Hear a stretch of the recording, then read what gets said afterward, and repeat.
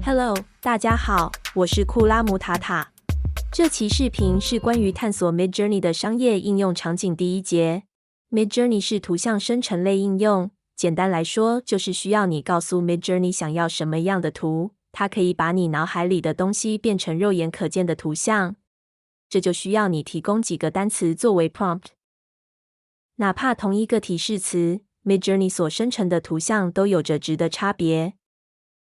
这样的产品形态意味着任何设计可视化图像的领域都会被它侵入，这是个肯定会改变视觉艺术领域的技术。我个人认为会对商业图库的冲击最大。当你在创作内容时卡顿在配图这一环节，或者是后抱怨找图特别耽误时间的时候，不妨来看看 Midjourney 能不能帮你完成配图这件小事，让你可以全身心地投入到创作中去。接下来，我将会为大家演示如何使用 Midjourney 生成你想要的图片，也让初次上手体验的小伙伴们感受下 Midjourney 的魅力。初次使用 Midjourney 应该怎么提升出图的效率和质量？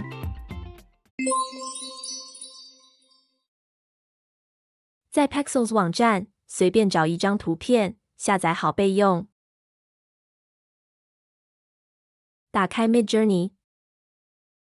在输入框中输入斜线符号，点击斜线 Describe， 上传图片，点击回车键，我们得到参考图的 prompt。我们先用参考图的第一个 prompt 生成新图片。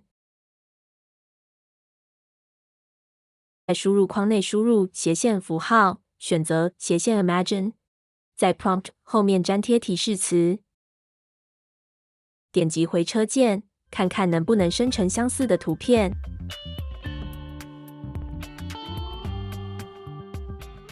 现在 Midjourney Bot 反馈了一张4宫格的图片，这4张图片是根据参考图的第一个 prompt 提示词生成的。我们可以看到4宫格图像下方有3组可操作的按钮，也就是说，我们可以在这4张图像的基础上进行更细致化的生成或者重新生成。功能依次为 U 升档图像，将数字对应的图像放大； V 创建变体，将数字对应的图像风格和构图追加细节后重新生成；重做按钮，使用当前关键词重新生成图像。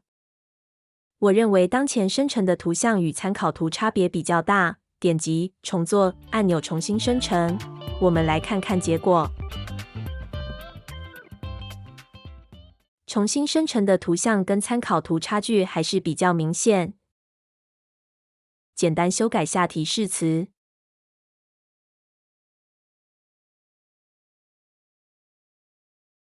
重新生成的图像有了细微的变化，不过还是与参考图相差较远。继续使用参考图的第二个 prompt 生成新图片。点击回车键，看看这个提示与能不能生成类似的图片。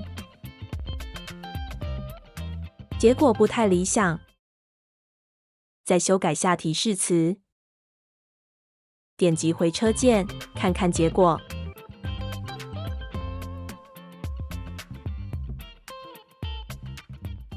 继续复制第3个和第4个 prompt， 重复以上流程，看看能不能生成合适的图片。从结果来看，这种方式是无法生成我想要的图片。当使用这个功能无法生成想要的结果，我们可以试试通过为图加提示词的方式提高输出图片的精准度。那如何在 Midjourney 上喂图呢？在 Midjourney 中，点击加号，点击上传文件，点击回车键，点击图片，点击在浏览器中打开，选中图片网址并复制。在输入框内输入斜线符号，选择斜线 Imagine， 在 prompt 后面粘贴刚刚复制的图片链接。复制粘贴参考图的 prompt 指令，点击回车键。记得要在图片链接和提示词之间输入空格键隔开哦。这次的图片风格感觉比较接近，我们继续修改，加上 IW 命令。IW 命令可以控制新图片与参考图的相似程度，数值越大，参考原图的比重越高。点击回车键。这里提示在 Midjourney V5 版本中 ，IW 的值在 0.5-2之间。将 IW 的值修改为2，点击回车键，看看生成结果。这次生成的图片就比较接近参考图，但是还差点感觉。点击重做按钮，看看结果。